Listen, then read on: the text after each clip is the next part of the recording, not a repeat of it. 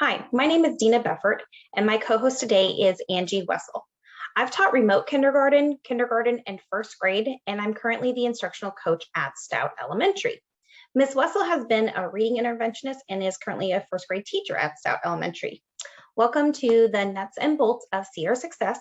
This course is designed with new teachers in mind, but it can also be helpful for anyone who wants to learn more about CR Success.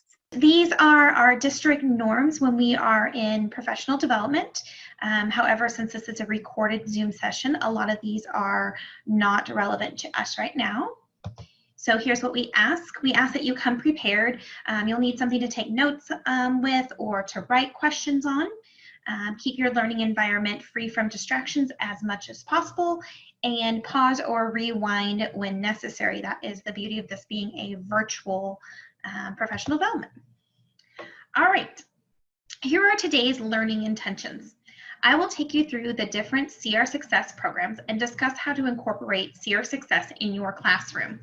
Angie has been part of the district video team, and she will discuss how you can include CR Success virtually. Along the way, you'll pick up strategies and tricks to make these lessons easier, no matter if you're in the classroom or you're seeing your class virtually. All right. As you become more familiar with CR Success, students will benefit from solid phonics instruction, which will improve their overall reading success. So it's really important that we do this and that we do it well. How will you know that you are successful in this professional development? You will know you're successful when you can identify all the parts of a CR Success folder lesson for your grade level, when you can check for understanding of students throughout virtual or in-class lessons, when you can compare and contrast 6 different syllable types, and when you have at least 5 different tricks or strategies for a folder lesson. All right, normally we have a parking lot posted or a Google chat would be open, but since this is a recorded session, again, it's not as easy to get a hold of us, but you can email us questions. We are both really good about checking our email, and we'll get back to you as soon as we can. All right, so here's what I want you to think about right now. How comfortable are you at teaching phonics at this moment?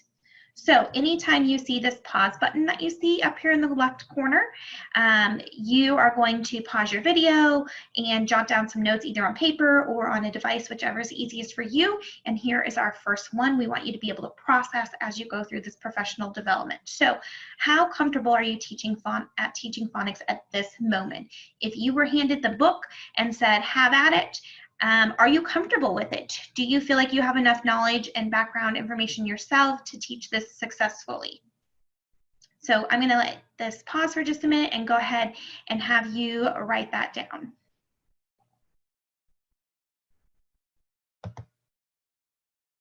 Okay, so let's get started. CR Success in Topeka Public Schools consists of 2 different programs in grades K through 2. The first of these programs is called First Steps, and it's used in kindergarten, and the other is Streamline, and it's used for both first and second grade. It is important to note that both of these programs will help your students with those foundational reading skills, such as print concepts, phonological awareness, phonics and word recognition, and fluency. So those really important skills to get your kiddos to be good readers. All right, our kindergarten students use a program called First Steps. This program is a comprehensive reading and spelling instruction, and it comes along with some decodable readers. During the first 9 weeks, teachers focus on play, songs, and games that will build oral phonemic awareness skills. During this time, the 5 short vowels and 13 consonant sounds are taught. By week 16, all the remaining consonants and consonant digraphs will be taught as well. There are sound cards with pictures and gestures to go with each new sound. Next, students move to blending vowel consonant or consonant vowel consonant words using one of my favorite strategies, pinch and write sounds, or pause, as it is referred to. So pinch and write sounds just looks like this. You will pinch the sounds of the word using your finger. So if the students were given the word cat, they would pinch the sounds like k, at, while they can write the sounds in too. So k, write the sound k, at, write your next sound. So pinch and write sounds or pause. It is absolutely one of my favorite strategies, and I use it even with my own children at home. So after they have done some of that, then beginning at week 12, the magnetic folders are introduced. These folders allow students to practice the new skills being taught at least 3 times weekly. And as your students develop their reading skills, they will be put to the test using language ladders, which teach the children to start at the word, move to the phrase, and then the sentence reading. All right, first and second grade use a program called the Streamline Reading. Similar to First Steps, students use those magnetic folders 3 times weekly, and they begin by reviewing the 21 consonants and the 5 short vowel sounds. Teachers use the foundational training manual during magnetic folder lessons and the CR Success concept book to introduce students to a multi-sensory approach to teaching the alphabetic code. First grade students are taught the basic code and part of the advanced code, one concept at a time. Second grade students will begin with one concept at a time, but then quickly move on through the entire advanced code. Both grade levels provide a spiraling curriculum to students so that they can continue to practice their previously learned skills. Okay, so now that I have given you background information about each of the programs, please take time to process this information by pausing and answering the following question. Remember, you can rewind the video if needed. So think about what is similar about each CR Success program. What's different? And most importantly, how might knowing how the programs are organized in other grade levels help you in your instruction? Go ahead and pause the video and record your answers. When you get back, you will be with Angie, and she will take you through how CR Success looks virtually.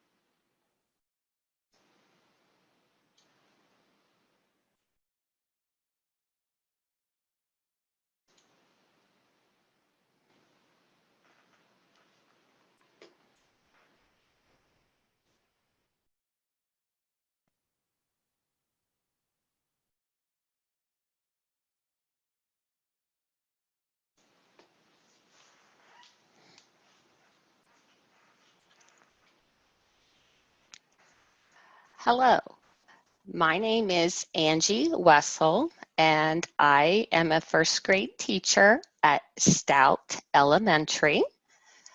So I work with Dina Beffert. I've been teaching in Topeka Public Schools for about 13 years. I've taught first grade, third grade, reading recovery, and I've been a reading interventionist. So I am going to share with you the virtual part of CR Success. So how you can virtually conduct CR Success in your classroom. So first I'm going to talk about virtual first steps. And first steps is the kindergarten version of CR Success. So each day the lesson is approximately 15 minutes long. And please be sure to try not to go over that because it will be really hard to keep the attention of our kindergartners any longer than that. Students should learn the alphabet and the alphabet sounds before they learn their sight words.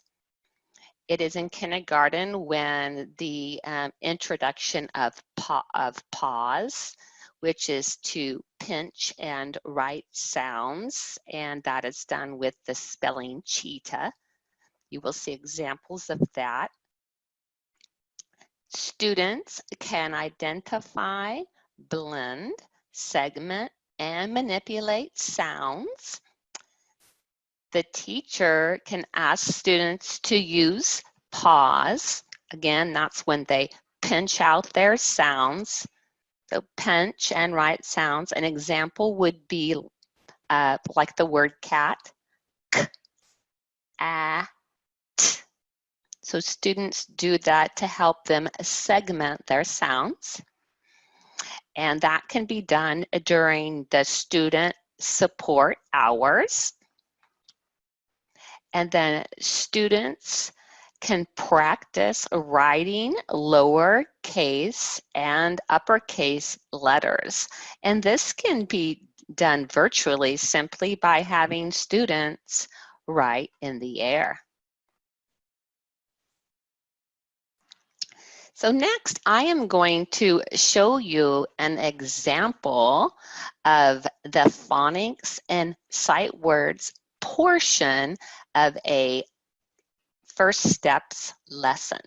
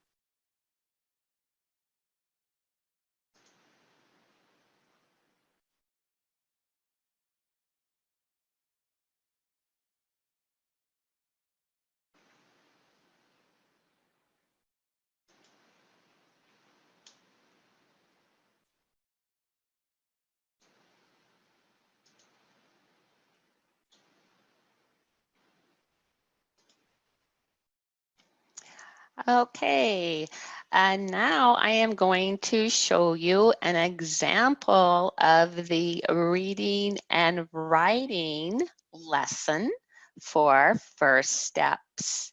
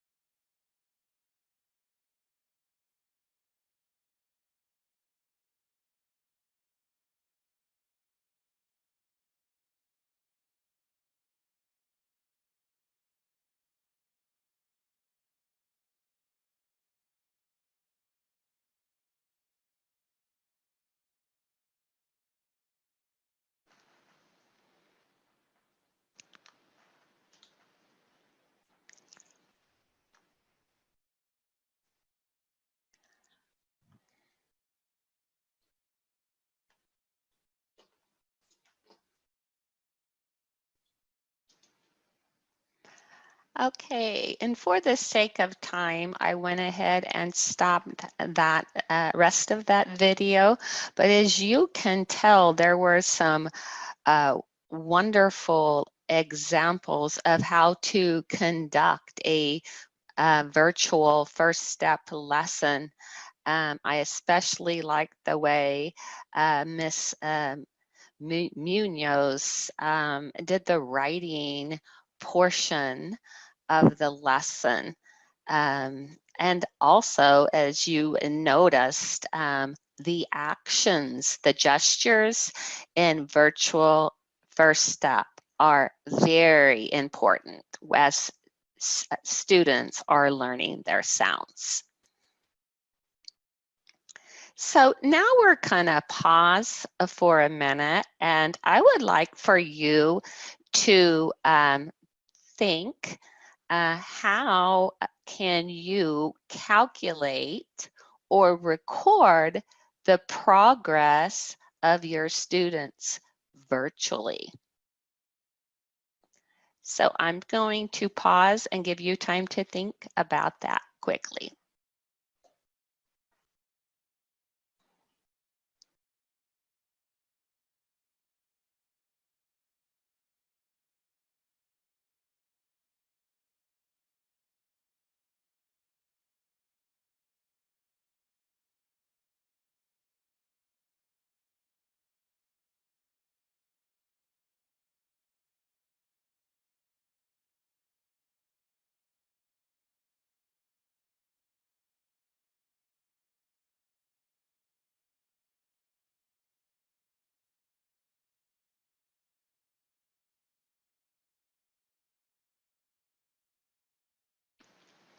Okay, so did you come up with some ideas for how you could virtually record the progress of your students? I know that in the past, one thing that works really good is just observation using anecdotal notes. Another way, and we will talk about this, is you can record progress by the work that your students complete in Seesaw that is sent back to you, and we will be talking about that later. So those are just some ideas of how you can record the progress of your students. Okay, next I'm going to be talking about the first and second grade portions of CR Success. So they are called streamlined, and we have level 1 for first grade and level 2 for second grade. So virtual streamline in first and second grade, and this applies to all of the CR Success, whether it's virtual or the classroom setting. It consists of the 6 syllable types. So the students will be learning these. These will be a big portion of the lesson. So first there's the closed syllable, the open syllable, the vowel consonant E, magic or magnetic E syllable. There's the vowel team, the R-controlled vowel, and the consonant LE.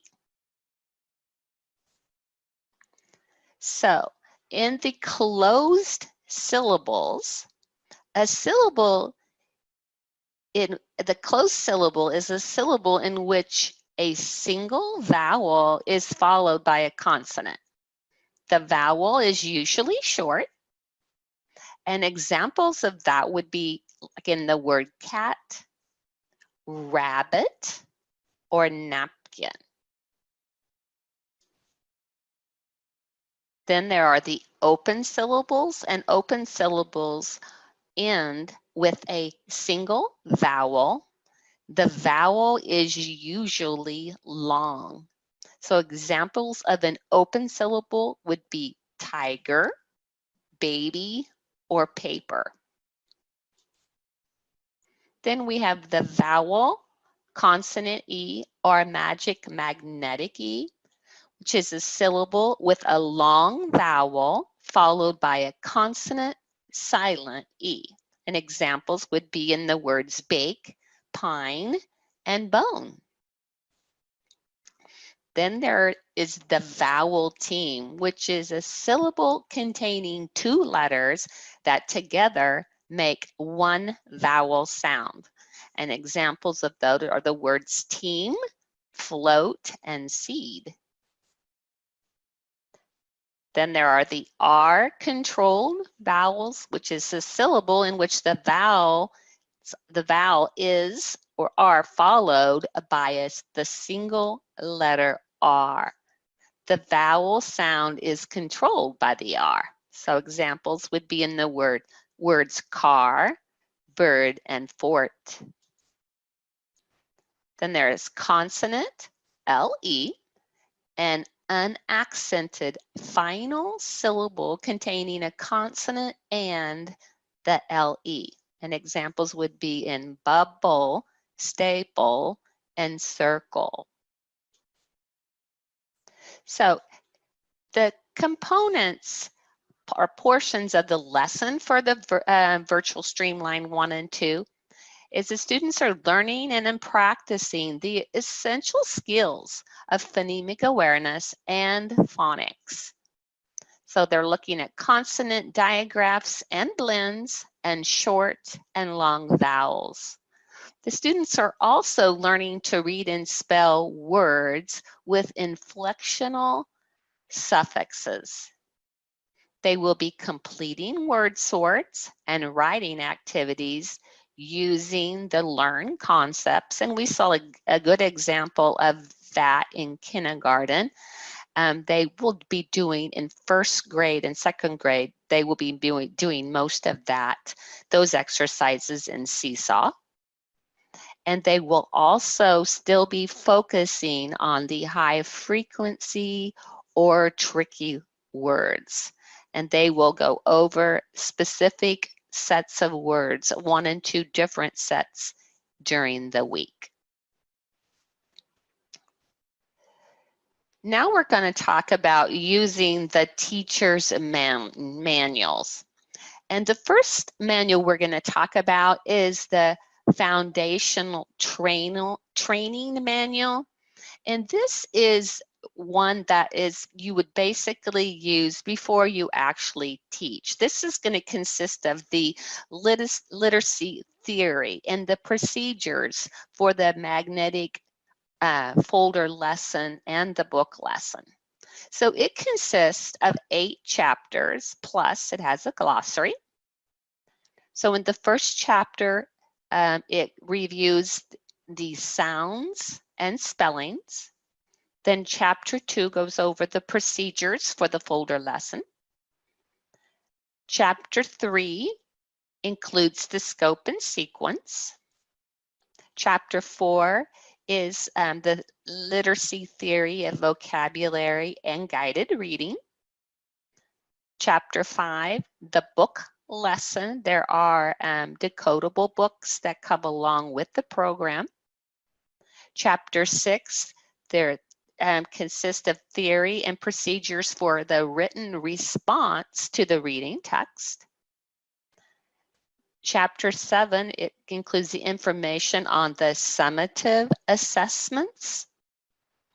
And Chapter 8 consists of the concept word list. And these are useful if you are incorporating spelling within your lessons. And I have done it both ways, both included those concept word lists with spelling when I first started using CR Success, and then I've done the lessons where we did not do spelling as well. So whatever is most comfortable for you and what is recommended by your literacy coach and your principal in your building. Then next we have what is called the CR Success Concept Book.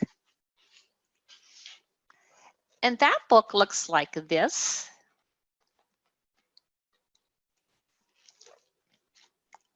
Okay, and it includes the concepts for basic code, advanced code, and advanced spellings and morphology.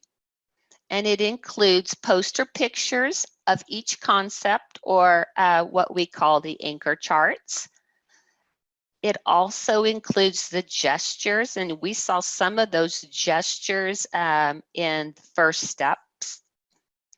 It includes word examples, the tiles that are needed for the magnetic lesson, and those will also be included in the streamlined daily lesson book as well.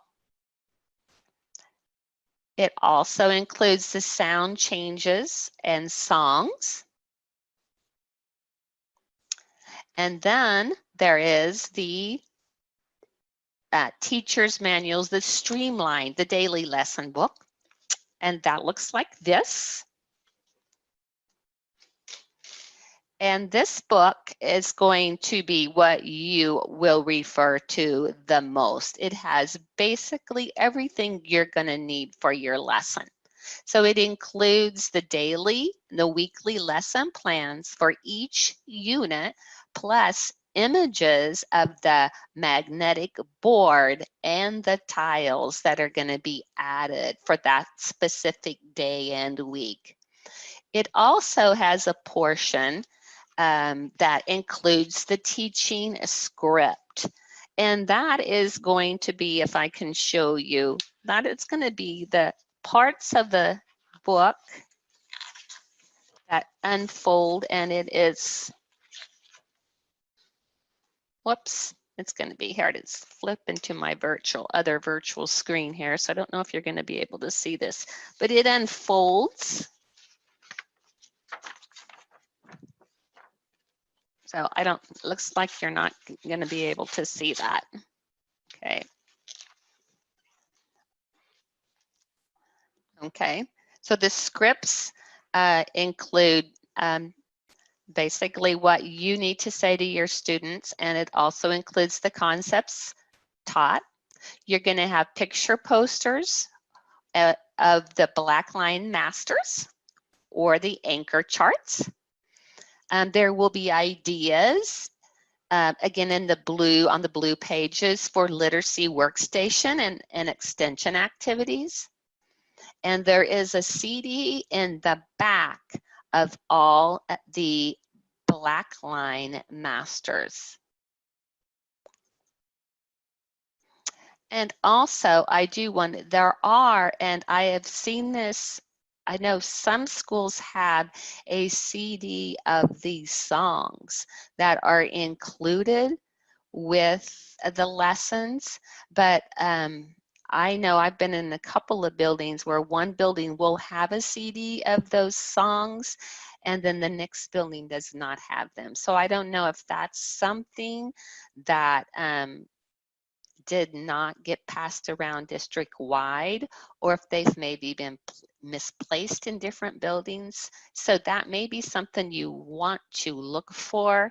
In the past, I have used those songs, and my students seem to really like them and connect with them. So that's just another idea.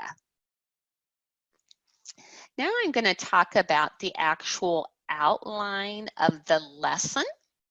So for first and second grade, each day the lesson is still approximately 15 minutes long. There will be a focus on the concept, including a visual of the anchor chart for each lesson. There will be a review of the high frequency tricky words for the week. Usually we see new words on Wednesday, and if there are more than one set of words, then one set will come out on Monday and one set will come out on Wednesday.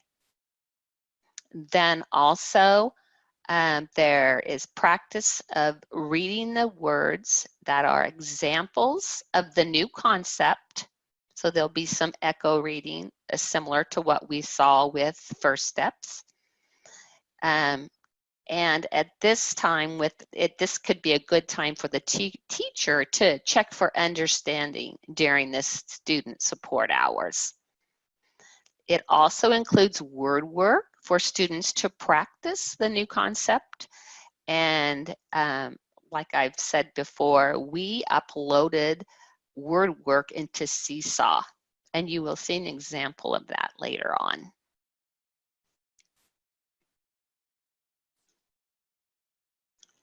Now I am going to show you an example of a first grade lesson that was done for CR Success. Good morning, Topeka Public Schools first graders. Welcome to another lesson in CR Success. This is Unit 23, Walkers. Our learning intentions for today. What are we learning? We are learning to read vowel teams that follow the walking rule. How are we learning this? We will read words in isolation and in text. We will sort words according to their vowel team spelling. Why are we learning this? So we can decode words and become more fluent readers. Our sight words for this week. Our first word, another, in a sentence. I'd like to have another slice of pizza. Our next word, only. I have only one piece of candy left in the box. And our last word, right. It is right to obey the law. Our anchor chart for this week, I can read and spell words with walkers. So walkers are vowel teams that follow the pattern. When two vowels go walking, the first one does the talking. And boys and girls, it usually says its name. So it is the long vowel sound. So we have A-I. When A-I are together, it says A, as in the word rain. Then we have A-Y. When A-Y is together, it also says A, as in the word play. Then we have O-A.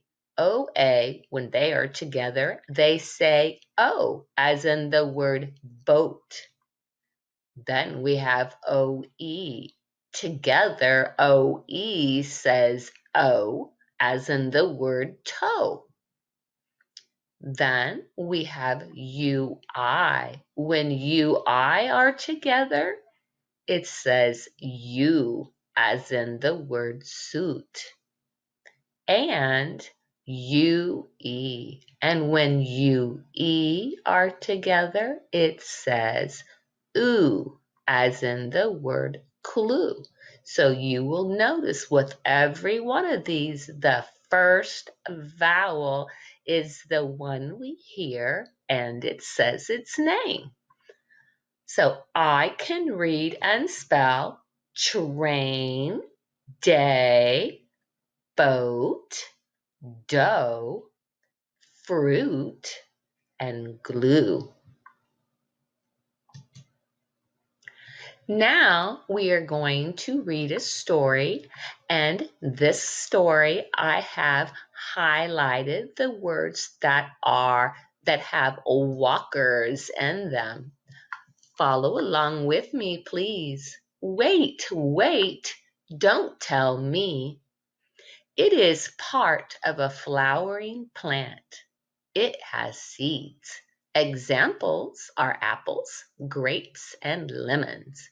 You can create juice by squeezing it. What is it? Wait, don't tell me. It is a fruit. It is an adhesive. It is white and sticky. It is often in a plastic bottle. What is it? Wait, don't tell me. It is glue. It floats on water. It can be big or small. It is smaller than a ship. It can have a sail or a motor or both. What is it? Wait, don't tell me. It is a boat. It is a mammal. You can see it in a forest. It does not have antlers, but it has small stubs. Its foe would be a wolf. It is a female deer. What is it? Wait, don't tell me. It is a doe. It is thin and flat with a small rim. A waiter will use it to carry dishes. It is often metal, but it can be wood or plastic.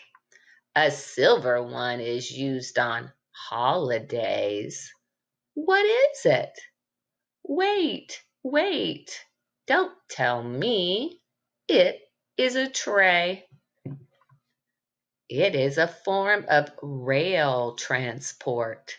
It can have cargo or passengers. It runs on a track. What is it? Wait, don't tell me. It is a train. Okay, next we are going to do our word sort. And today on our word sort, we are looking for the vowel teams we talked about earlier. So we have AI, which says A, AY, which says A, OA, which says O, OE, which says O, UI, which says U, and UE, which says U. So let's get started. First, we have the word wait. And we see the vowel team AI. So we are going to put wait in the column AI. Then we have the word tray. Tray has the vowel team AY. So we are going to put tray in the column AY. Next, we have the word float. Float has the vowel team OA. So we are going to put float under OA. Then we have the word rail. Rail has the vowel team AI. So rail will go under wait. Then we have the word dough. Dough has the vowel team OE. Dough will go under in the column OE. Then we have the word juice. Juice has the vowel team UI. So we will put juice in the column UI. Then we have the word train. Train again has the vowel team AI. So train will go under rail. Next, we have the word glue. Glue has the vowel team UE. Glue will go in the column UE. Then we have the word waiter. Wait has the vowel team AI. Waiter will go under train. Next, we have the word sail. Again, sail has the vowel team AI. Sail will go under waiter. Then we have the word holidays. Holidays has the vowel team AY. So we will put holidays under tray. Then we have the word boat. Boat has the vowel team OA. Boat will go under float. Next, foe. Foe has the vowel team OE. Foe will go under dough. Then we have fruit. Fruit has the vowel team UI. Fruit will go under juice. And last, we have the word dough. Dough has the vowel team OE, so we will put Joe under foe. Now for the next part.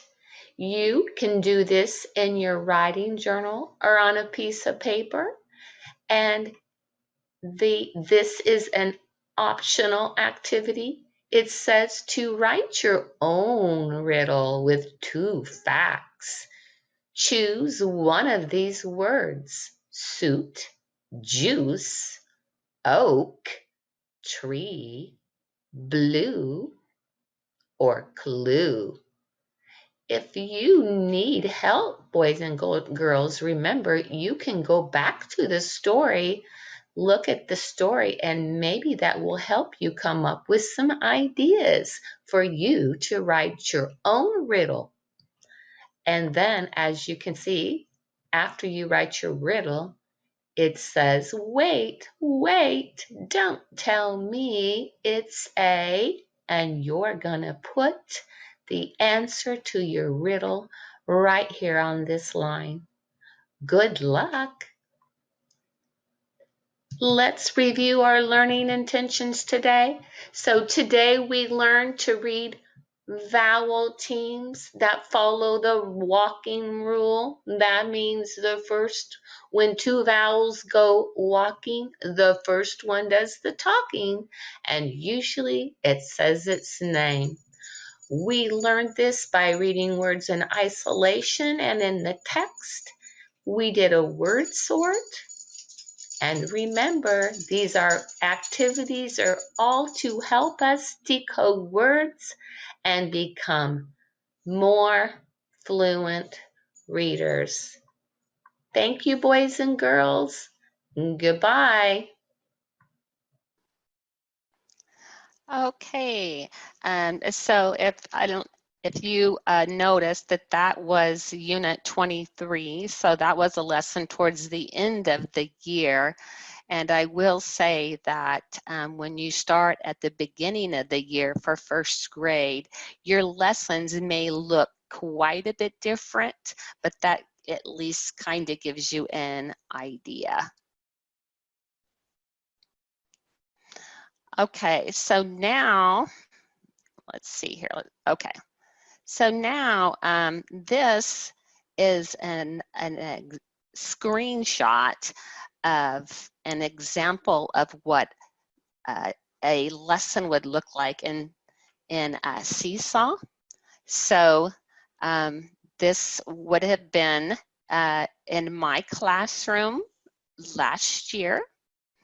And so what you would do is if you wanted to add a lesson to Seesaw, you would click on this button right here, and then it would allow you to select your district, and then you could add, and then there would be a list of activities that you could add to your class. And this specific activities, these were actually created by some of our wonderfully talented teachers when we were doing virtual learning this last year. So this activity was also part of the Unit 23, the walkers. And so this is what the students would see when they opened up their, or logged into Seesaw. So first they would watch a short video that includes a word sort activity. And then the students would, for them to watch this, they would click on the, I believe that's a paper clip that they click on to watch the video. So the instructions are right here and it tells them step by step exactly what they would need to do. Then after they've watched the video, they would click on the X to close it. And then for them to add a response for the teacher, they would actually click on this button right here that says add a response, and that would actually allow them to begin the activity. And then if they needed to add, if they needed to use the tools to respond, it shows them what button to click on. If they needed to record to respond, it shows them that they could click on the microphone. And then when they're finished, they would just click on the green check mark to stop the recording. And then they would click on the green check mark again to save the response to their journal. Also, if they couldn't read the instructions, they could actually click right here and it would allow them to, it would actually play the instructions for them. And another great thing about Seesaw is when a teacher is adding activities, you can select if you want those activities for all of the students or just some of the students. So it's a great way to differentiate if you need to do that.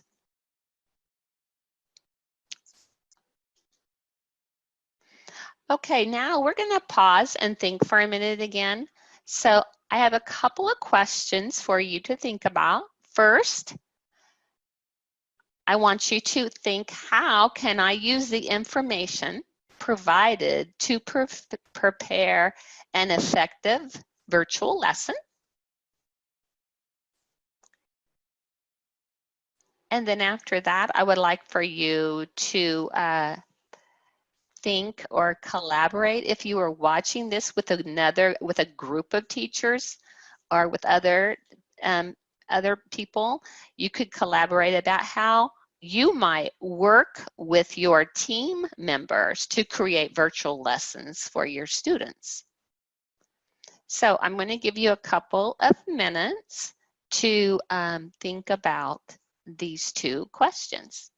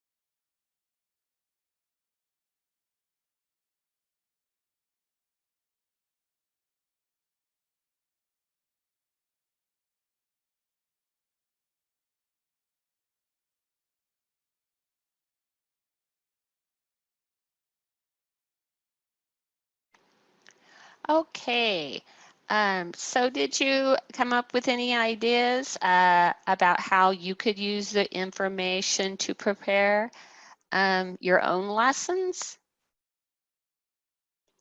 I think that one thing I can remind you is that Seesaw is an exceptional way to help support any of your lessons. Also, I know that when recording Screencastify works great. I think you are maybe a little bit limited on the amount of time you can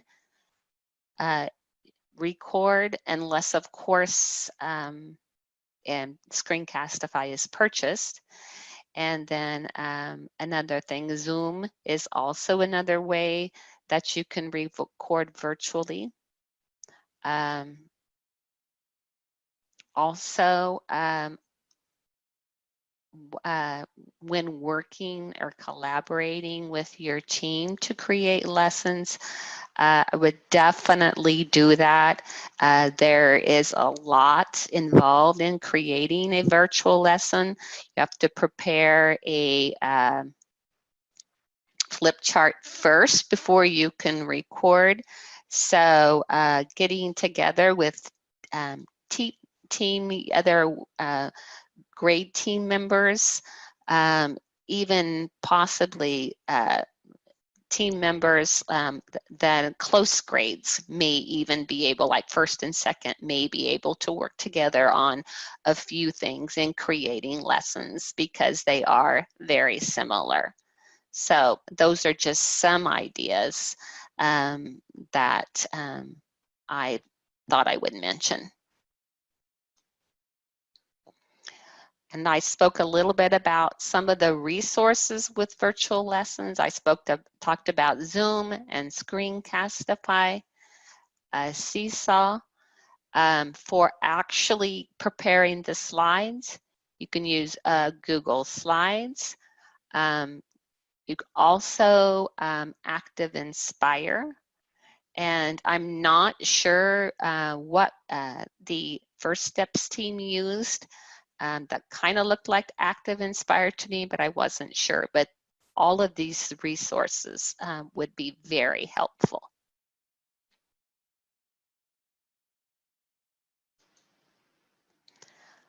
Okay, and that is it for my portion. Thank you for your help or with your participation. And now I'm going to turn it back over to Dina. Thank you.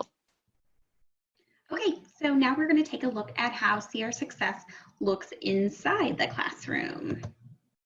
All right, there are some things that you want to think about as a teacher, some things that you need to do before you get ready to teach your first lesson.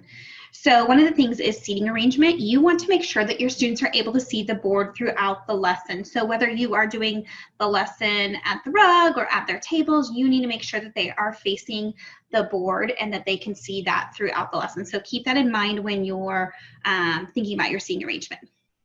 You also need to decide where you want to start your lesson, but for best results, students should be seated at their desk or tables for the folder portion of the lesson.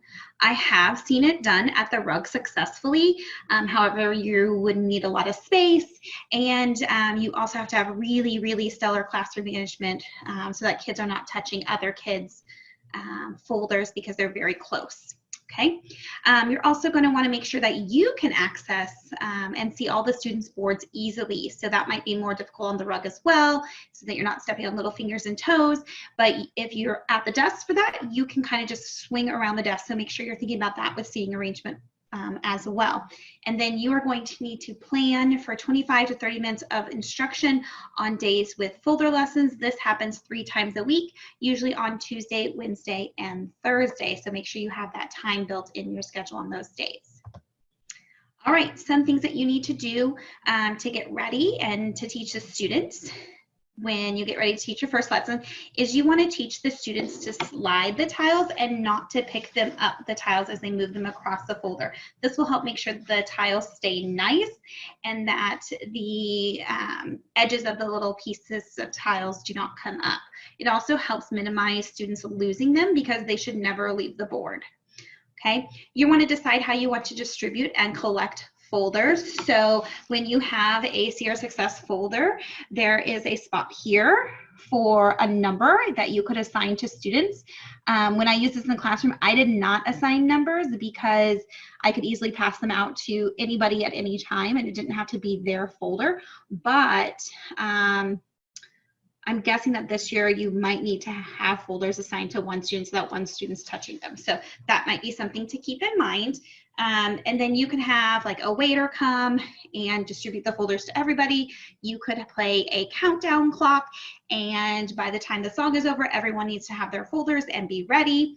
You could have tubs with a folder captain who goes and gets the tub and brings it back. And so just some things to think about. You also want to establish a place for misplaced letters. I've called this Lost Letter Land, and I simply just drew a little rectangle on my board with a marker, and that's where letters that we lost or letters that were found went. If they weren't theirs, they just went up there on the board. So super, super easy, but you can make it look nicer if you want to. You do want to make sure that you store your folders flat and away from the sunlight so that they don't warp. And then decide how you want to store your letter tiles when you're not using them. I've seen it done in various ways. All right, here's what each of the folders look like. So kindergarten, when you get your folders ready, you are only going to put the tiles A, S, and T on the folder to start. First grade, that's the example that I have here. Is the first and second grade example. You're going to want to make sure that you only have the consonants on here when you start on day one. And then second grade, you're going to make sure that you have the consonants and the short vowels, but nothing else for starting. Okay, once you get ready to start your lesson, you have some choices. You can decide if you would like to use teacher tiles to make a replica of the folder up on your whiteboard. So that's what that first picture of is. There are large teacher tiles, so you can take them and manipulate them on your whiteboard. You might also want to do the district flip charts that we have to use on your Promethean board, and that can be found at this website. I'm going to go ahead and go to this website really quick just to show you, and we'll come back in just a second. Okay, so this website right here will take you to see our success resources right there at top. Click on that, and there are so many resources here. So if you ever have a question or you want to see examples or you can't find your Blackline Masters, it is all here for you. So there are PD resources, there's folders, there's webinars, all sorts of things. But here is where you're going to get your flip charts. So kindergarten, your flip charts are there, and you just keep scrolling. You'll find first grade flip charts and second grade flip charts. So it'll have all your information there. So if you want to do it on your Promethean board, this is a place that you're going to want to know. Or if you want to do a combination of both. Okay. All right, so this is our pause button again. I want you to pause the video for a second and write down ideas for how you might want to store and distribute your magnetic folders, your tiles, or other materials. So other materials might be things like whiteboards and markers. I know that I use those every lesson when I do a CR Success lesson. So how might you store those? So you can see some examples in the picture there, using like a tackle box for storing your tiles, or using the top of crates to store your folders flat. How are you going to store these? And it can be done with just baggies too. That works too. That's what I did. So I'll give you a second if you will pause the video and write down some ideas about how you might store these.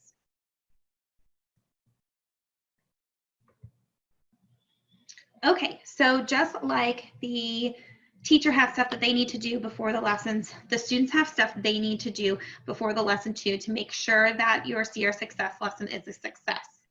So here's 3 examples of a desk, and you're going to want the students to clear off their desk. I recommend that they clear off their desk completely, but obviously this is your classroom and your decision. But if you look at the first picture there, you can see the student simply put their phonics folder on top of their stuff, and they have so many things that they could just quickly reach and play with, and then it becomes distracting to them, and it becomes distracting to other students that are around them. The next picture in the middle there, you'll see that while the student's desk is pretty well cleared off, they do still have a pencil box there, and it's just, I think it's tempting. I think it's tempting for those kids to get into that pencil box and take out something and start playing with it, whether that's a pencil or a crayon or scissors, and they're using it maybe even on their folder. That's a big problem. So I think it's tempting. I personally like to have it like the third picture, where it is completely cleared off and there is not any distractions for them. Okay, students are also going to excuse me. Students are also going to straighten out all the tiles, and this happens at the beginning and end of each lesson. So, for example, when they open their folders, sometimes the folders get opened too quickly. You can see some of my tiles are in the green here are crooked, and some of mine in white, and so they'll just spend about 10 seconds. You can do a little countdown, just straightening up the tiles and making sure that they're not missing any tiles. So if they are missing any tiles or they have an extra tile, this is the time that they need to take care of it. This is not something that you take care of or the students take care of during the lesson. That's not ideal at all. We don't want to have to stop the lesson because you will use the whole 25 to 30 minutes to do your folder lesson and you don't have extra time. So make sure they get that taken care of before you start the lesson, and then you want them to do it at the end of every lesson as well. All right, I'm going to show you some example lessons, and I'm going to start with kindergarten examples, and I'm actually going to show you 3 different examples because this is how they add in. So week 4 is the very first time that your students see a folder, and then it builds a new skill at week 11, and then another new skill at week 12. So I am going to go to my Active Inspire. So I do use the district's flip charts. I just color code them and add notes to make it work for me. So, but I do use them. Okay, here's what you're going to look at first. First, I have an example of a lesson plan for your magnetic folder. Also, I'm going to show you a quick trick about Active Inspire. If you didn't know this, so this is Best Fit, and although that works great most of the time, if I want to see something better or I want my kids to have a better view of it, I can do Fit to Width, and this makes it way easier for me to see, way easier for kids to see, so just something to keep in mind if you want it stretched out and a little bit easier for your kids to see. So this is just an example of a form that you can use to help give you a lesson plan for your phonics instruction so that you're not carrying the book around with you the entire time. Okay, so just an example there. I'm gonna go back to Best Fit. All right, moving on to our kindergarten example. So this is what it would look like as you're teaching it in the classroom. All right, our first section on week 4, day 1, you will only have 2 minutes. So the first time they get their folders out, this should take you about approximately 2 minutes. That being said, this is the first time they have their folders out, so it's probably going to take more than 2 minutes. You're going to teach them how to slide, you're going to teach them how to handle it, things like that. But when they get their folder in kindergarten, they should only have these 3 letter tiles out, A, S, and T.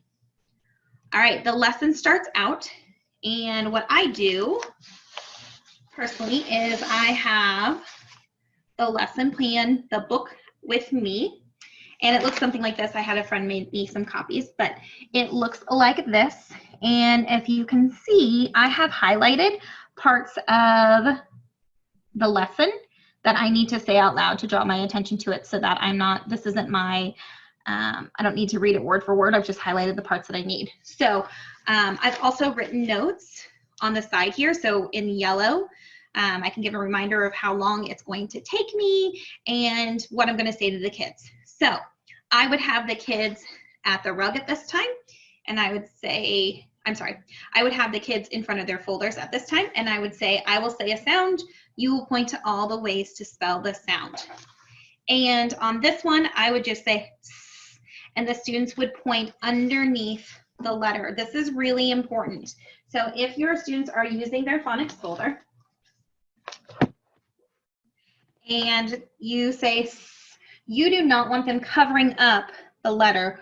You want their finger just right underneath it because we want them to see that visual representation of that letter as well. And you want to be able to check quickly. So it's really hard to check quickly when their fingers are covering it. So make sure that you teach them to put their finger underneath. So students will say that. You'll say ps, ah, t. And as you're saying those sounds, the students are putting their finger underneath the tile that makes this sound. At this time, students are not making any noise. You are the one making the noise. They are the one doing the pointing. To check your students quickly, you can just go to one table on the first sound. So on this one, because there's only 3 sounds, I repeat those 3 sounds several times. So maybe I'll go to table 1 and when I'm looking for the first time and make sure everyone's got it, help if needed. The next time I say this, I might be at table 3 checking there. So you don't have to check every student every time, but you do need to be very aware, and the students need to be aware that you're checking them so that they are following along. And of course, at the beginning, it's important to check them more frequently until they get the hang of it. So that is the first step. You're doing all the talking, they are doing the pointing. The second step is you would then ask the students to put their hands in the lap and your eyes on the board. And when you pull down a tile past the black line, tell me its sound or sounds.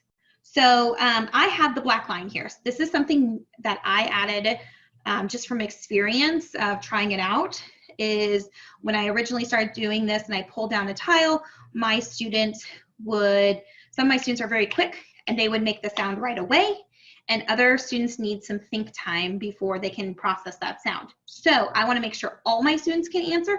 So this is my think line, think time line. So for example, I would ask the students to put their hands in the lap, eyes on the board. When I pull a tile past the black line, I want you to tell me its sound or sound. So I would simply go up to the letter that I want them to use, and I would say think time. And when the letter gets below the line, my students say think time. Ah, think time. And then this one I have drag a copy, so most of the time when you move these tiles, they won't stay up here as well because I'm doing many of the same sound. I would repeat think time. I wanted multiple copies up there, so that's why they're staying up there. Normally the letter would actually go below the line as well. This has worked really well in my classroom. Obviously you have to teach and reinforce, and don't say the sound until after it gets to the line. One of the lines I like to say to my kiddos is, when they say it early, is, it doesn't show me how smart you are, it shows me that you can't follow directions. And so that's just one thing that I say as a reminder to them that I need you to wait. So think time has been really, really helpful. Okay, that is it. For the first time you introduce the folder lessons, that's it. 2 minutes with your students. Of course, like I said, it will take longer the first couple times. The next week that you add a new step, so from week 4 all the way to week 11, you are not adding a new step. You are just continuing to repeat what you've already done, saying the sounds and touching the tiles, okay? So week 11 comes and you are doing the same thing to start off. But if you look over there, week 11, day 5, now instead of this taking 2 minutes, this is up to 7 minutes because I am going to add some more steps. So we would start by, I'll say a sound, I'll say a sound, and you point to all the ways to spell that sound. So I would say Z.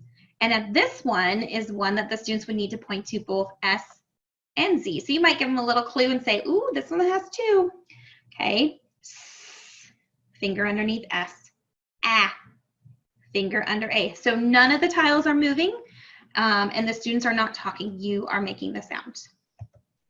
Okay, same thing here is that you are now doing the sounds, or the students are now doing the sounds. So you would say think time, think time, ah, think time,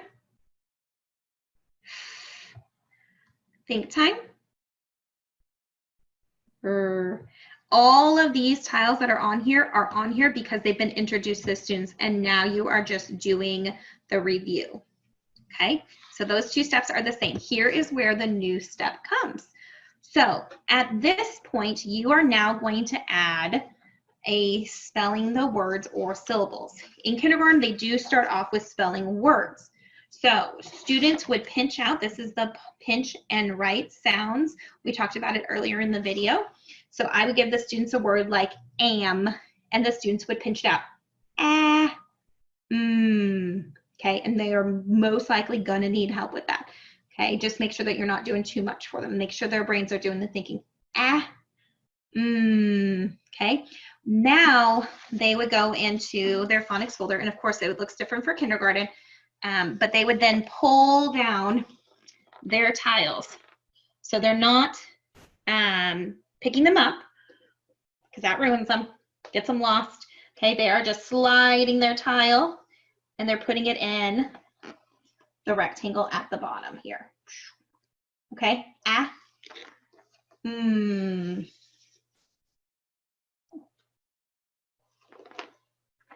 Okay, and then you can go around, and again, you don't need to check every single table every single time. You can go around and check, and then when you do the next word, you're checking another table. You know which students are going to need a little bit more assistance, and so you can make those kiddos your priority during that time. Okay, so that's the next part. And then another additional part is now that they are reading the syllables. So at this time, I'd ask the students to put their hands in their lap, their eyes on the board. I might even have them bring their folders, put them away, and come to the rug, because we're done with folders and we don't need them distracting us right now. So I would have them, here is our first word up there, bat, that they would read. Again, I have some students that can read this word really quickly, and you'll have other students, they need that think time. It's going to take them a little bit longer. So what I do again is I give a symbol, which is just my hand over my head. And I say, again, I say think time. And then when I put my hand down, that's when they say the word. So it's think time, bat. Then I move this down, think time, pat. And at this point, I am pointing out, you know, hey, look, there's a pattern. Bat, pat, Okay, think time, pan, think time, fan. Okay, so that is the next two steps that are added with this one. Okay, now we're going to move on to the last sample lesson from kindergarten. This is just from the next day, actually. It's a new week. So it's week 12, day 1, and now you can see that it takes you 15 minutes. So we went from 2 minutes to 7 minutes to 15 minutes. I am not going to go over the first couple parts because those are the same. So the students will point to all the ways to spell the sounds. You'll ask the students to tell you the sounds as you pull it past the line. You will have students pinch out sounds and slide the tiles on their board. You will have them read their syllables. Sad, had, hat, ham this time. And then this is the new step, okay? The new step is now they are going to write the words, okay? You can use a journal, you can use whiteboards. There's actually a CR Success paper that can be used. I personally do not want to make that many copies. I don't want to waste the paper. Lots of your buildings are not going to want you to do that. So I personally use whiteboards, and I have the students write the word. So you would tell the students, all right, I need you to write the word hat. And obviously you want the students to use that pause strategy that you've been working on. So you would maybe, especially starting out, you would do hat with them.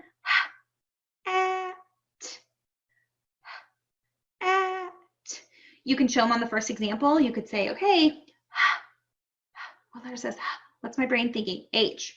You could write the H down together just to get them in the habit.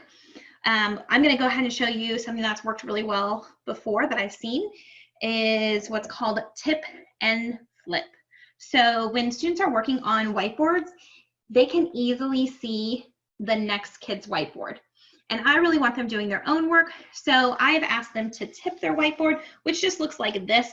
It's tipped up in front of them so that it limits the number of people that can see it. So they would tip and write their word. Let's have them write had. So they're tipping.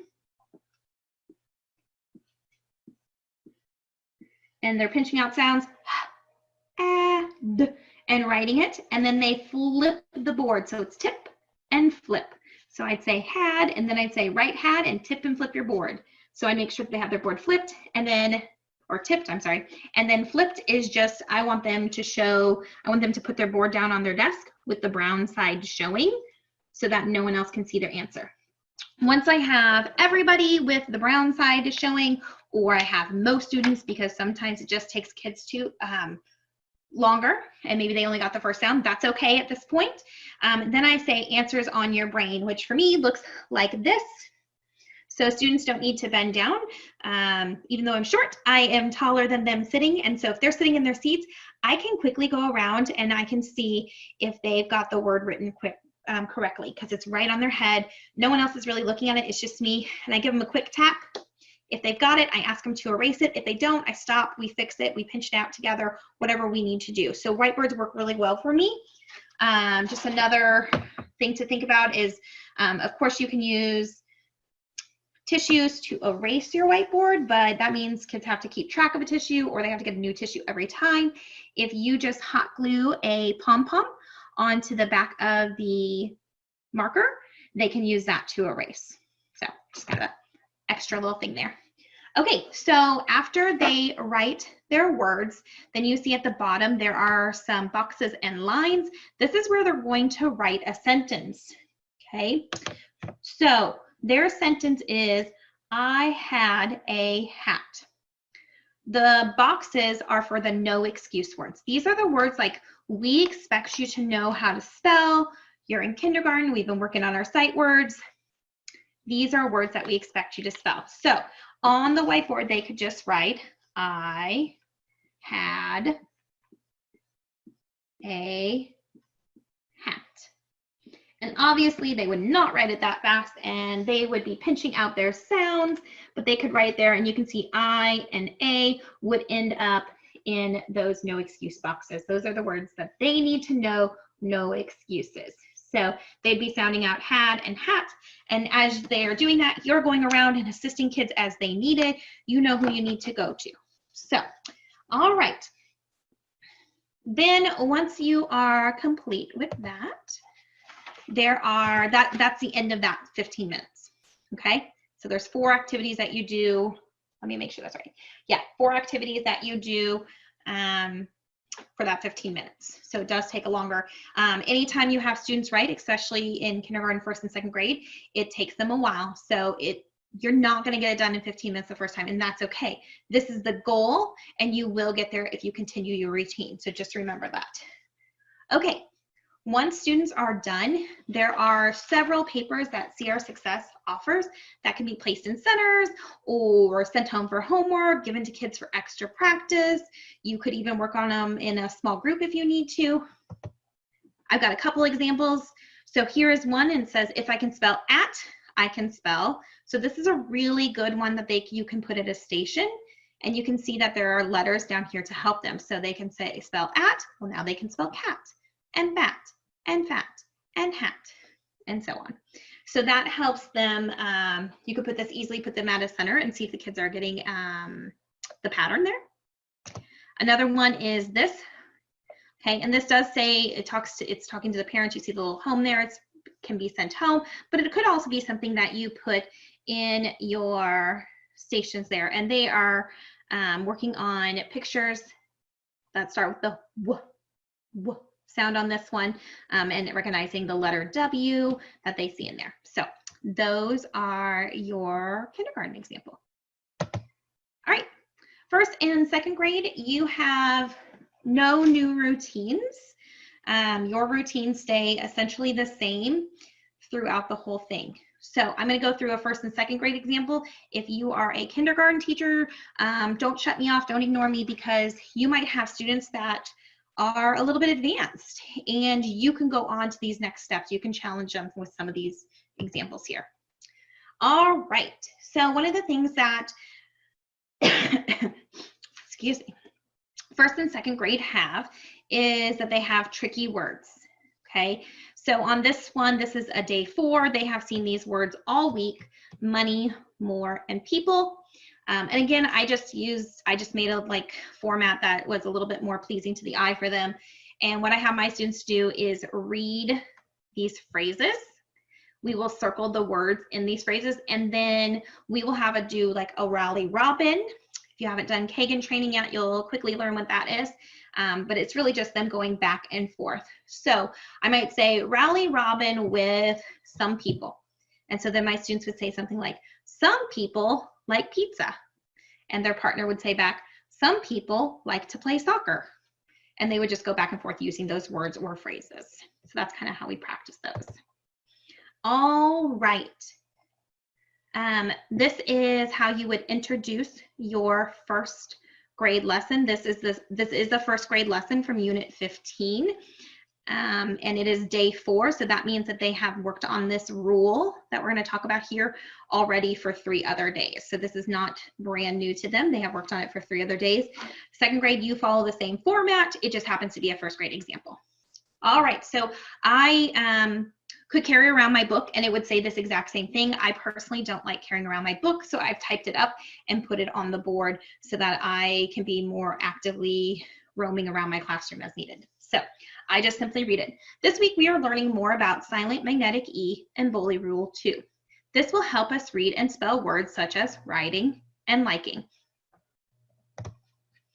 All right, now we're going to play vowel tag. I will tell you, if you are a first grade teacher and you introduce this to your students, they will probably absolutely love this game. I had students begging me to play this game. They all wanted to do vowel tag. This is just a review for this one. All right, so the steps in vowel tag are listed at the top: dot, tag, divide, smile. So you would ask your students to dot the vowels. Okay, and then they're going to tag. I usually have one student come up and dot. I'll call another student to play tag. So all this vowel is doing is tagging the next letter. Okay, so we're tagging the S there. And then that tells us where to divide. So after I have a student dot and I have a student tag, I call up an additional student and I have them divide a nice big line so it doesn't look like an L. Okay, I wanted a nice big line. And now I'm going to smile this, which just means that this is gonna go together. Oh, hold on, try that again. This is going to go together as a syllable, and this is going to go together as a syllable. And then we read it. And a lot of times I call up 3 kids to read it. I'll have a kid read dis, I'll have a kid read like, and then I'll have a kid put them together, dislike. Okay, my kids beg and beg and beg to play this. The next page is actually an example that they did. So here we were emphasizing the the silent magnetic E there at the bottom. So I'd have a kid come up and do all those steps one at a time. And I usually just pull like 4 sticks at a time and then they stand to the side. So it's a quick movement.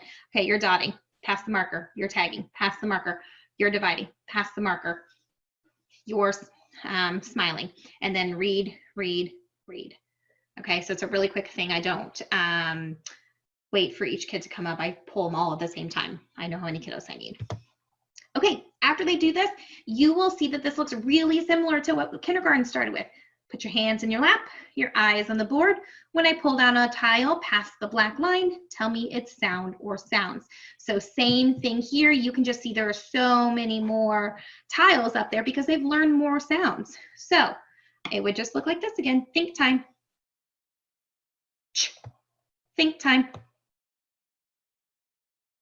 G, j. They might say both, depending on where you are, if you have taught that sound. Think time. With vowels, I usually say, give me the short sound first and then the long. So it sounds like eh, e. Think time. Ooh, they wouldn't say anything there because that's my silent magnetic E that we've talked about. So they would know that. Okay, think time.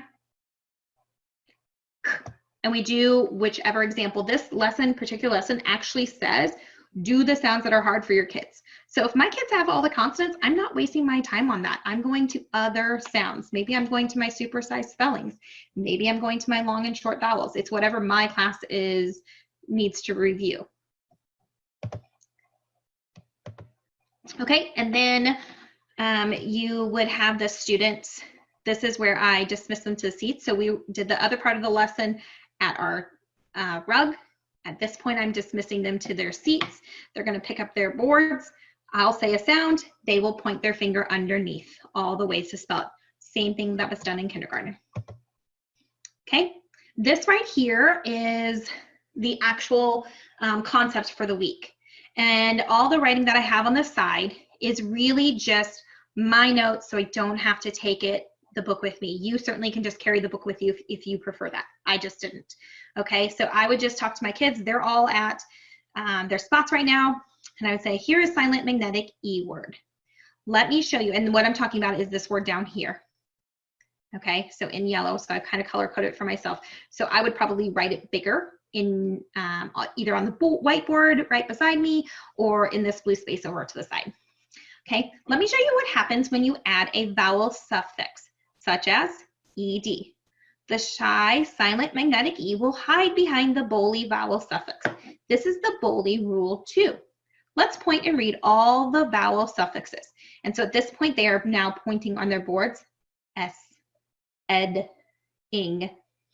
When we use these suffixes, you will have to remember that the shy silent magnetic E will hide behind them. Okay, so the E doesn't disappear. It's going to hide behind those vowel suffixes. And you will, at this point, this would be a really good time for you to get out those big tiles because you can physically move it behind them. Okay.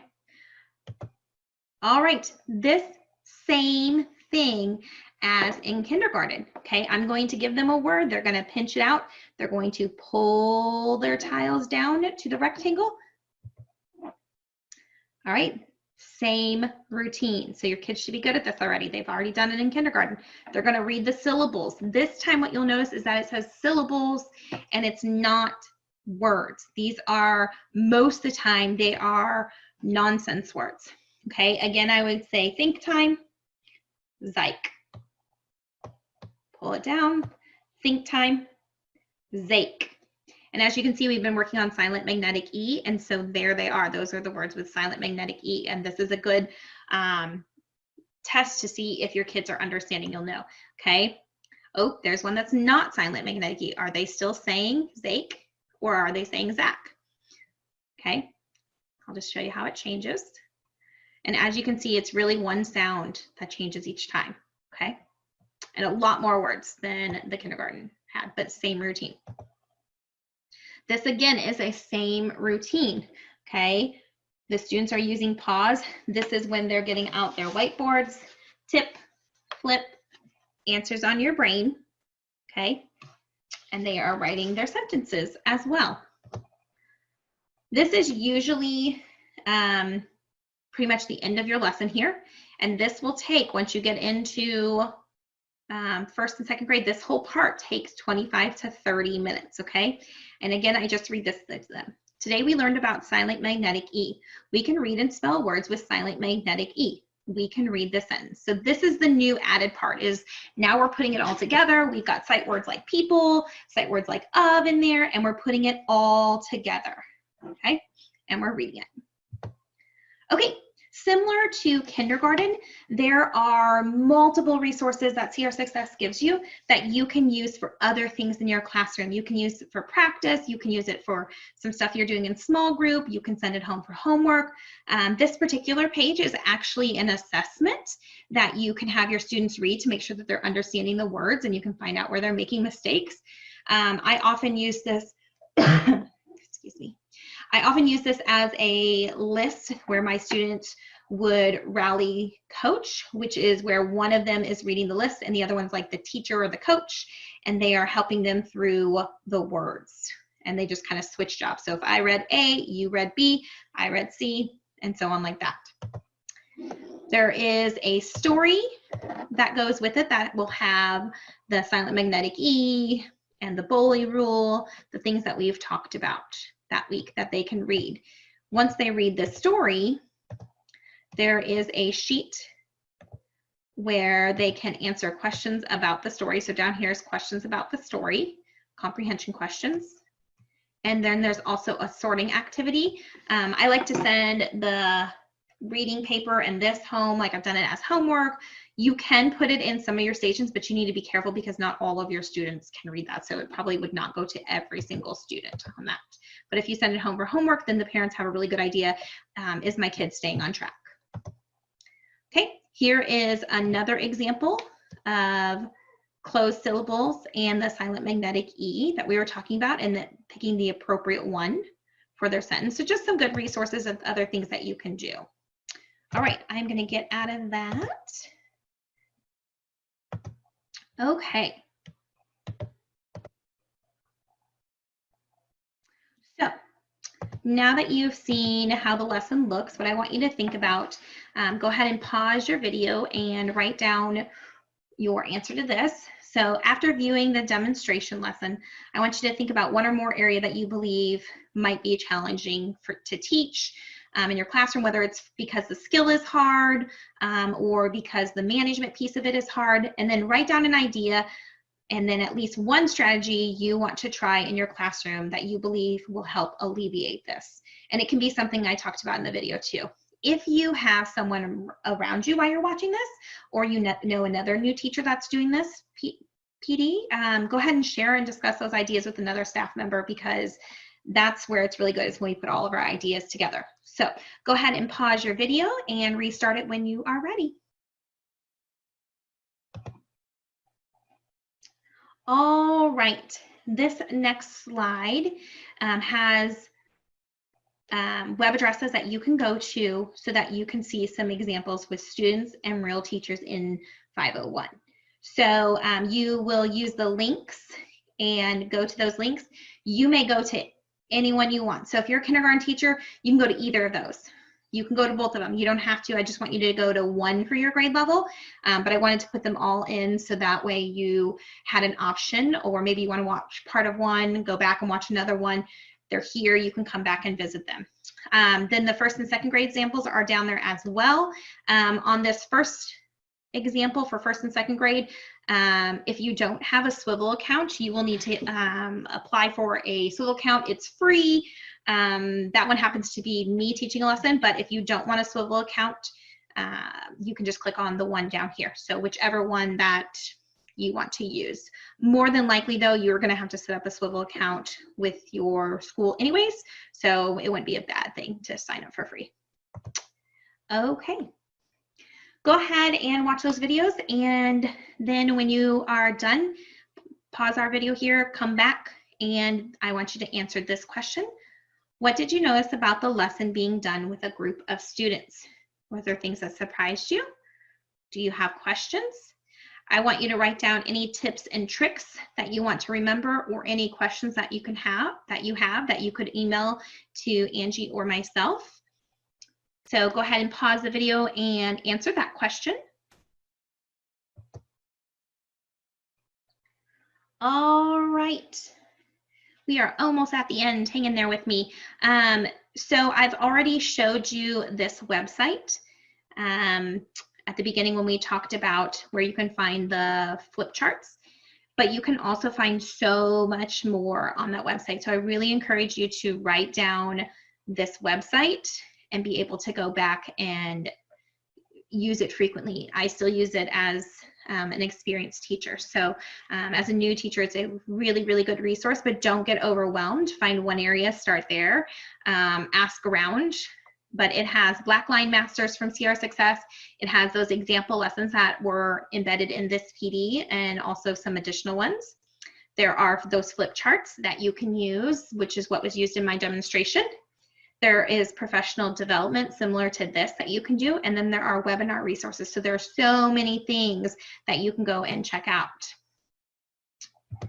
All right.